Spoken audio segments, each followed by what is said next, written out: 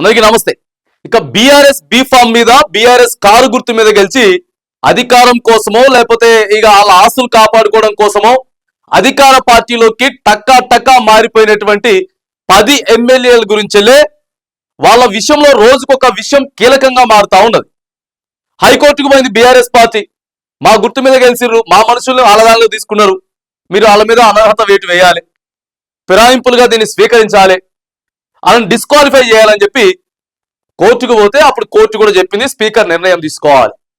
కానీ స్పీకర్ ఎలాంటి నిర్ణయం తీసుకోలేదు. స్పీకర్ తీసుకోవాలని చెప్పి కూడా హైకోర్టు 6 నెలల వరకు సమయం వేచున్నా కూడా తెలంగాణ అసెంబ్లీ స్పీకర్ ఎలాంటి నిర్ణయం తీసుకోలేదు. సో బీఆర్ఎస్ పార్టీ దీన్ని మళ్ళీ సుప్రీంకోర్టుకి తీసుకుపోయింది. సుప్రీంకోర్టుకి తీసుకుపోయి ఎవరెవరైతే మా పార్టీ నుంచి వెళ్ళి మా కేసీఆర్ గారు బీఫామ్ ఇస్తే, మా కేసీఆర్ గారు వాళ్ళని దీవిస్తే, వాళ్ళు కేసీఆర్ పేరు చెప్పుకొని ఇవాళ కాంగ్రెస్ పార్టీలోకి పోయిర్రు, వాళ్ళని ఎట్లా కాంగ్రెస్ పార్టీలోకి తీసుకుంటారు అని చెప్పి ప్రధానంగా సుప్రీంకోర్టు కూడా పోయింది. సుప్రీంకోర్టుకు పోతే సుప్రీంకోర్టు కూడా తీవ్రమైనటువంటి వ్యాఖ్యలు చేసింది.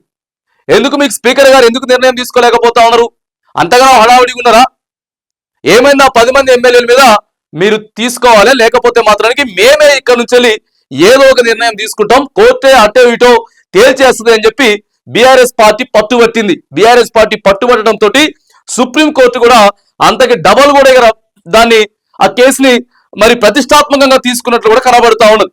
ఎందుకంటే ఇక కోర్టు అంటే ఎవరికైనా ఒకటే, కాంగ్రెస్ పార్టీయా బీఆర్ఎస్ పార్టీయా బీజేపీ పార్టీయా కాదు, చట్టం ఎట్లుంటే రూల్స్ ఎట్లుంటే అట్లా పోతుంది. కాబట్టి స్పీకర్ నిర్ణయం తీసుకోవాలి. ఈ నెల 18వ తారీఖు వరకే, ఈ నెల 18వ తారీఖు వరకే, ఇప్పుడు ఫిబ్రవరి 18వ తారీఖు వరకు నిర్ణయం తీసుకోవాలి, లేకపోతే మేమే నిర్ణయం తీసుకునేటటువంటి ప్రయత్నం కూడా చేస్తామని చెప్తా ఉంటే ఇక అప్పటికి కేసీఆర్ వ్యక్తం చేస్తా ఉన్నాడు.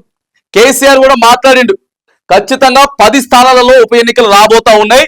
ఒక స్టేషన్ గన్పూర్ నుంచి కూడా మాట్లాడి, స్టేషన్ గన్పూర్ లో ఉన్నటువంటి ప్రధానంగా మరి కడియం శ్రీహరి గెలవబోతా ఉన్నాడని చెప్పి ఇక ఆయన ఒక ఆశాభావం కూడా వ్యక్తం చేసిండు.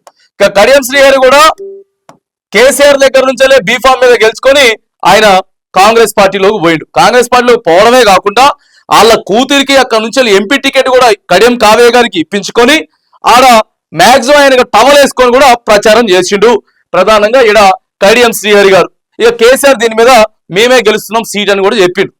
చెప్తే ఆ తర్వాత ఉన్నటువంటి పదం ఇంకా దానం నాగేందర్ కూడా డైరెక్ట్ సికింద్రాబాద్ ఎంపీ నుంచే పోటీ చేసిండు. నేను కూడా సికింద్రాబాద్ ఎంపీ నుంచి పోటీ చేసి ఓడిపోయారు, కానీ డైరెక్ట్ కాంగ్రెస్ పార్టీ బీఫామ్ తీసుకొని కాంగ్రెస్ పార్టీ గుర్తు మీద ప్రచారం చేసుకుని టవల్ వేసుకున్నారు. కాబట్టి వీళ్ళిద్దరు మెయిన్ గా పార్టీ మారిన తర్వాత ఇంకా మిగతా 8 మంది అయినా సరే, కాళే యాదయ్య కానీ, లేకపోతే గుడెం మహిపాల్ రెడ్డి కానీ, తెల్లం వెంకట్రావు గాని, ఇట్లా వీళ్ళంతా బండ్ల కృష్ణమోహన్ రెడ్డి గాని, పోచారం శ్రీనివాస్ రెడ్డి, వీళ్ళంతా పార్టీని మారింది. కానీ మరి ఇంత పబ్లిక్ గా కాంగ్రెస్ పార్టీ టవల్ వేసుకొని కూడా మరి చేసినటువంటి అంత దాఖలాలు అయితే లేవు.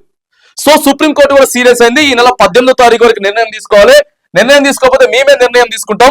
ఇక మాక్సిమం ఇక్కడ ఉప ఎన్నికలు వచ్చేట ఇంకా 4 సంవత్సరాలు ఉన్నది.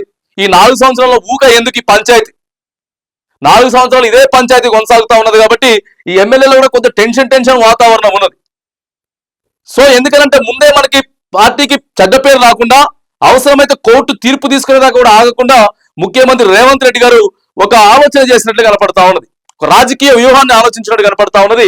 ఈ 10 మంది ఎమ్మెల్యేలని రాజీనామా చేయించి, 10 మంది ఎమ్మెల్యేలు రాజీనామా చేయించి ఆ తర్వాత మన 10 మంది కాంగ్రెస్ పార్టీ బీఫామ్ నుంచి అవసరమైతే ఎన్నికలకు పోదామనేటువంటి ఆలోచన కూడా ముఖ్యమంత్రి రేవంత్ రెడ్డి గారు చేయబోతా ఉంది అనేది ప్రధానంగా సోషల్ మీడియాలో కానీ జరుగుతున్నటువంటి చర్చ. ఓ పక్క రాజకీయ విశ్లేషకులు, సోషల్ మీడియా సీనియర్ జర్నలిస్టులంతా కూడా ఇదే రేవంత్ రెడ్డి గారు ఆలోచిస్తా ఉన్నారు అనేది ఒక వినపడుతున్నటువంటి చర్చ. ఇక ఇంకా చూసుకున్నట్టయితే ఎమ్మెల్యేలు కూడా ఎందుకు ఈ పంచాయతీ వద్దిగా రైట్ పోదాం, మేము కూడా సిద్ధమే అని చెప్తున్నారట. మేము కూడా సిద్ధమే, ఎన్నికల్లోకి పోదాం, మేము కూడా కాంగ్రెస్ పార్టీ గుర్తు మీదే గెలుస్తాం. సో రేవంత్ రెడ్డి గారు కూడా వీళ్ళతోటి మాట్లాడుతున్నట్టు కూడా విషయాలు జరుగుతా ఉన్నాయి. ఎందుకంటే కోర్టు రేపో మాపో నిర్ణయం తీసుకుంటే పార్టీకి చెడ్డ పేరు వచ్చేటటువంటి అవకాశం ఉంది. కాబట్టి మరి ఏం చేయాలి, ఈ నిర్ణయం తీసుకోవాలంటే ప్రధానంగా అసలు ఈ 10 మంది 10 నియోజకవర్గాలలో గెలిచే అవకాశం ఉందా లేదా, కాంగ్రెస్ పార్టీకి ఓట్లు పడేటటువంటి అవకాశం ఉందా లేదా, ఎట్లయితే అసలు వీళ్ళు గతంలో ఏం చేశారు, బీఆర్ఎస్ పార్టీలో ఉన్నప్పుడు ఈ 10 మంది ఎమ్మెల్యేలు ఏమైనా భూ కబ్జాలు కానీ, లేకపోతే భూ దందాలు కానీ, సెటిల్మెంట్లు కానీ, ఇంకేమైనా దందాలు కానీ చేసిర్రా, అసలు వీళ్ళ మీద ఎట్లా ఉన్నదని చెప్పి క్లియర్ గా 10 మంది మీద సర్వేలు చేపిస్తా ఉన్నారట. 10 నియోజకవర్గాలు ఎవరెవరైతే బీఆర్ఎస్ పార్టీలో గెలిచి కాంగ్రెస్ పార్టీలో మారినటువంటి జంపింగ్ ఎమ్మెల్యేలు ఉన్నారో వీళ్ళందరి మీద కూడా కాంగ్రెస్ పార్టీ ముఖ్యమంత్రి రేవంత్ రెడ్డి గారు సర్వే చేపిస్తున్నట్లు సోషల్ మీడియాలో హల్చల్ అవుతా ఉన్నాయి వార్తలు. మరి ఈ 10 మంది కూడా సిద్ధంగా ఉన్నారట. సార్ ఓకే రైట్, సర్వే చేయండి, మేము డైరెక్ట్ గా కాంగ్రెస్ పార్టీ గుర్తు మీద నుంచే గెలుస్తాం, ఊక పార్టీ మారిన ఈ పంచాయతీలు అయితే వద్దు, తేల్చుకునేటటువంటి అవకాశం కూడా మరి ఉంటే మాత్రానికి ఇక ముఖ్యమంత్రి గారి సర్వే ఈ 18వ తారీఖు అంటే 1-2 రోజుల ముందే ఈ 10 నియోజకవర్గాల్లో చేపిస్తున్నటువంటి మరి కోర్టు ఎప్పుడైతే 18వ తారీఖు అయితే నిర్ణయం తీసుకోమని చెప్పిందో ఇవాళ ఉన్నటువంటి 13 తారీఖు కాబట్టి 16వ తారీఖు వరకు దాదాపుగా 16 లేదా 17 తారీఖు వరకు మరి కోర్టు ఎలాంటి నిర్ణయం తీసుకున్నా కానీ మనం సిద్ధంగా ఉండాలి కాబట్టి ఈ 10 మంది ఎమ్మెల్యేలకి సీట్లు వాళ్ళకే సీట్లు ఇస్తే గెలిచేటటువంటి అవకాశం ఉందా లేదా అని 10 నియోజకవర్గాల్లో ఒక స్పెషల్ టీంను కూడా పెట్టి గెలిచే అవకాశం ఉందా లేదా అని చెప్పి సుదీర్ఘమైనటువంటి సర్వే అయితే జరుగుతున్నట్లు ఏ రోజుకు ఆ రోజు నైట్ రిపోర్ట్ కూడా 10 నియోజకవర్గాలకు సంబంధించి, ఎందుకంటే సుప్రీంకోర్టు దాకా పోయింది పంచాయతీ, ఒకవేళ వస్తే మాత్రానికి ఎవరు నిలబెట్టాలి అనేది కూడా బీఆర్ఎస్ పార్టీ ఇప్పటికే ఆలోచన చేస్తా ఉన్నది. సో కొంత ప్రజా వ్యతిరేకత కూడా వచ్చింది. ఈ 13-14 నెలల్లో 6 గ్యారెంటీలు ఇవ్వలేకపోయినాం కాబట్టి మరి 10 మంది ఎమ్మెల్యేలు ఎంతమంది గెలుస్తారు, ఎంతమంది ఓడిపోతారు, ఓడిపోతే ఏం చేయాలి, గెలిచిన వాళ్ళు ఏం చేయాలి అనేటటువంటి ఆలోచనలు కూడా కాంగ్రెస్ పార్టీ ఉన్నట్టయితే క్లియర్ గా కనపడతా ఉన్నది.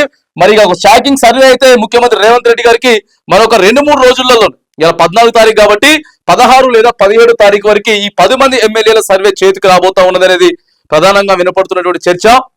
మరి బీఆర్ఎస్ పార్టీ కూడా ఆ 10 నియోజకవర్గాలలో ఎవరిని నిల్చోబెడితే మనం అక్కడ నుంచి గెలవగలం అనేటటువంటి ఆలోచనలో కూడా మరి అక్కడ కేసీఆర్ అధినేత ఆలోచన చేస్తున్నట్టు కూడా కనబడతా ఉంది.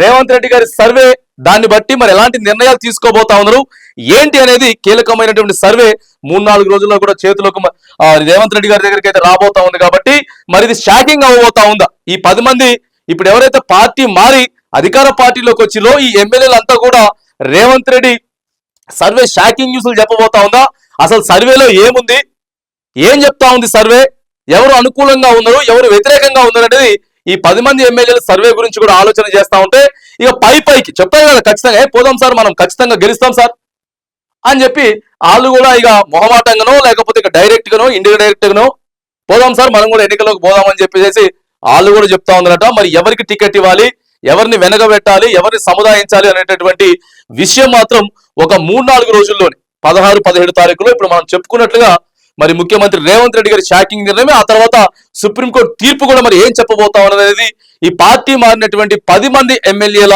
విషయాల్లో ట్విస్టుల మీద ట్విస్టులు మరి చోటు చేసుకుంటా ఉంది. కాబట్టి మరి చూడాలిగా ఏం జరగబోతా ఉన్నది ఈ 10 మంది ఎమ్మెల్యేల విషయానికి సంబంధించి, అటు బీఆర్ఎస్ పార్టీ కానీ, ఇటు కాంగ్రెస్ పార్టీ కానీ, అటు సుప్రీంకోర్టు కానీ ఈ 3 నిర్ణయాలు ఎలా ఉండబోతా అనేది అతి కొద్ది రోజుల్లోనే మనం చూడబోతా ఉన్నాం.